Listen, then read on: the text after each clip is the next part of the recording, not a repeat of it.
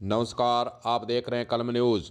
मोदी सरकार के वित्त मंत्री के द्वारा बजट पेश किया गया। बजट पेश करने के बाद किसानों की बात करें, चाहे घरेलू उपभोक्ताओं की बात करें, चाहे हम विरोधी पार्टियों की बात करें, सभी ने जो मोदी सरकार के द्वारा बजट पेश किया गया है उसकी आलोचना ही हो रही है।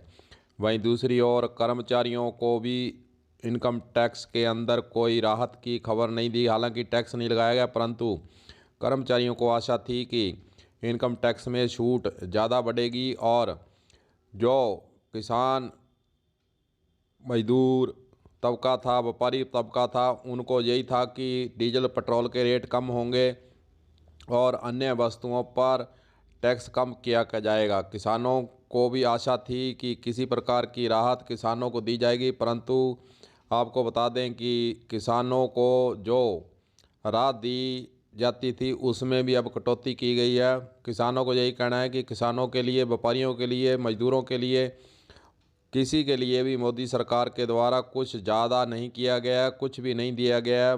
मात्र यह बजट दिखावे का किया गया है। विरोधी पक्ष भी जो बजट पेश किया गया है उसकी आलोचना कर रहा है और जनता के बीच में कांग्रेस पार्टी के द्वारा यही कहा गया है कि मोदी सरकार के द्वारा जनता के साथ धोखा किया गया है और कुछ भी नहीं दिया गया है। इस संबंध में कांग्रेस के लीडर और पूर्व प्रधान दयाराम जाखड़ से बातचीत की गई। उनका क्या कहना है वह भी आप सुनिए। केंद्र सरकार ने अभी हाल ही में बजट पेश किया है, क्या प्रतिक्रिया है आपकी इसमें?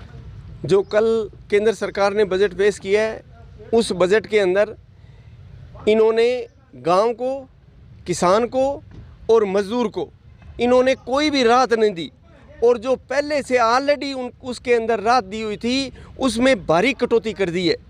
जैसे कृषि के ऊपर जो था उसके अंदर इन्होंने जो बजट तो है 1.54 लाख करोड़ रुपए का था, उसको घटा करके इन्होंने 1.48 लाख करोड़ रुपए का कर दिया।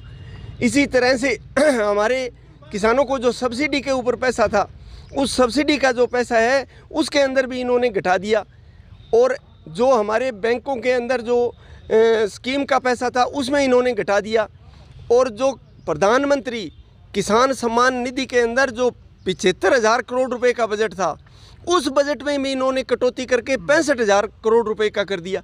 तो वो किन किसानों को ये हटाएंगे, इनकी सूची भी जारी नहीं की। इसका मतलब ये स्पष्ट हो गया भी ये किसान के विरोधी हैं और जो किसान को पैसा जा रहा था उसका ये जो है कटौती करके और उन लोगों को देना चाहते हैं जो उद्योगपति हैं।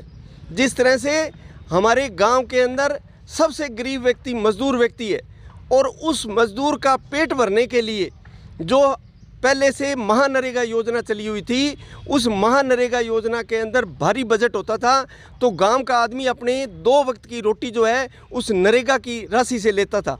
और कल जो प्रधानमंत्री महोदय और ये निर्मला सीतारमण जी ने जो बजट पेश किया है, उन्होंने बजट का उसमें महानरेगा के अंदर बजट बढ़ाने की बात तो दूर रही, उन्होंने उस बजट घोषणा में नाम तक नहीं लिया। तो हम ये कैसे सोच सकते हैं कि ये हमारे किसानों का और मजदूरों का गांव का बजट है।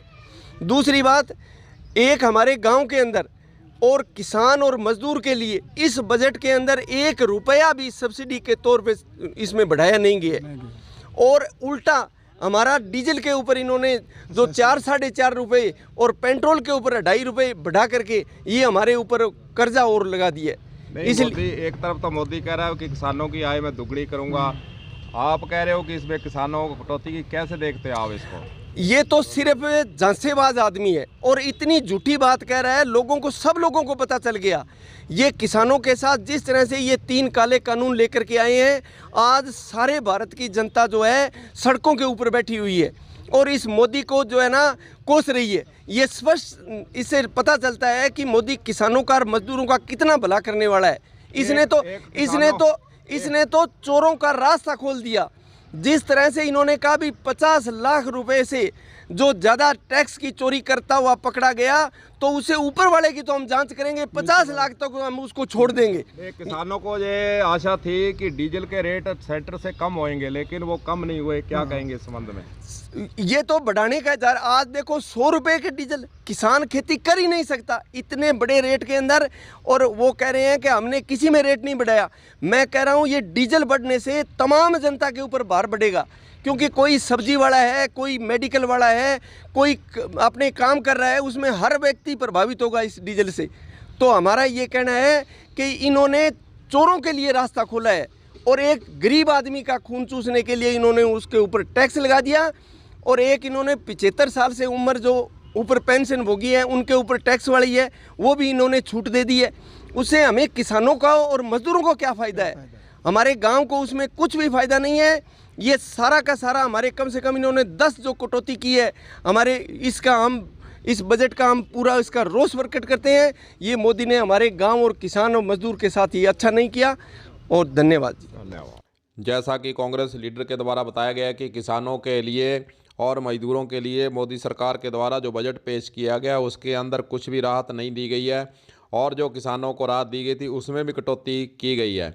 और वहीं दूसरी ओर उपभोक्ताओं को यही मोदी सरकार से आशा थी कि डीजल पेट्रोल पर टैक्स कम किया जाए, वो भी नहीं किया गया है। हम यूँ कहिए कि जनता यही कह रही है कि यह बजट बिल्कुल कोई काम का हमारे लिए नहीं है। जनता का यही कहना है कि कोई राहत वाली बात नहीं है, कई वस्तुओं के दाम बढ़ेंगे जिसका भार आम जनता पर ही पड़ेगा। कलम न्यूज़ के लिए गुरदेव सिंह सैनी की रिपोर्ट।